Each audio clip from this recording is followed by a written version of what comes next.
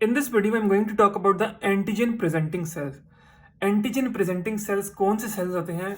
I will refer to the same cycle कि antigen when it enters the body, it is presented to the macrophage. Macrophage उसको phagocytose करता है, छोटे particles में break down करता है.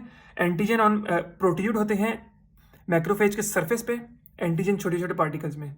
तो फिर उसके साथ MHC बाइंड करके हमारे पास एंटीजन प्रेजेंटिंग सेल बनता है. एंटीजन प्रेजेंटिंग सेल कर क्या रहा है कि एंटीजन आया, उसको उसने प्रेजेंट करना है आगे हेल्पर टी सेल को, तो उसके लिए प्रिपरेशन कर रहा है. तो ये प्रेजेंटेशन कौन कौन से सेल्स कर सकते हैं हमारे पास? These are macrophages, dendritic cells, follicular dendritic cells and maybe beta cells. We are talking about the mechanism that is independent of the T cells. Sometimes the B cells are also going to present the antigen to the cytotoxic cells without the T cell mechanism. So first of all, macrophages की अगर मैं बात करूँ, I am going to talk briefly about these. That monocytes, macrophages बनते हैं monocytes से हैं. When these are formed 1 to 3 days हमारे पास these are floating in the blood. So these are the monocytes. जब तक हमारे पास सेल्स जो हैं ब्लड में हैं उनको हम मोनोसाइट्स कहते हैं. Then after a few days they are going to go into the tissues where they are needed.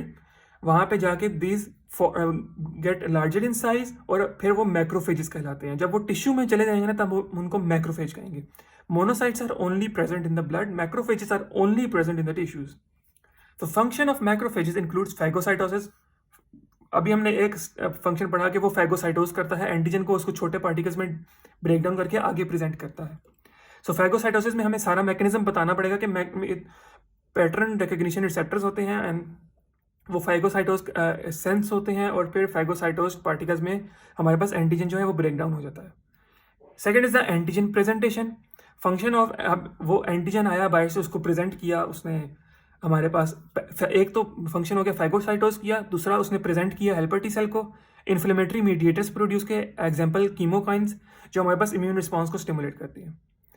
ये 3 फंक्शंस हो गए of the macrophages that are important. Second हमारे पास डेंड्रिटिक सेल्स होते हैं that are also a form of antigen presenting cells. Antigen को present करते हैं आगे जाके.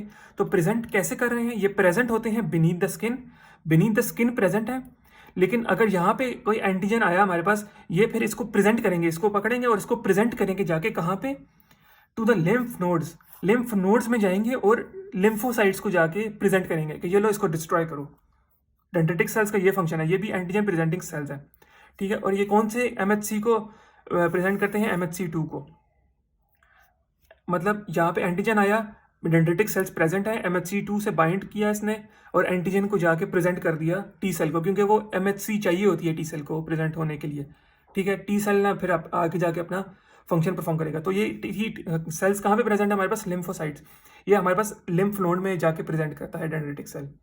Follicular dendritic cells location are the spleen and lymph nodes, do not present MHC. MHC की जरूरत नहीं होती इनको, प्रेजेंट एंटीजन विदाउट MHC. इसको MHC की जरूरत थी, इसको MHC की जरूरत नहीं है. That is the difference with them, but this are also present in the spleen. So that is how antigen presenting cells are performing their function.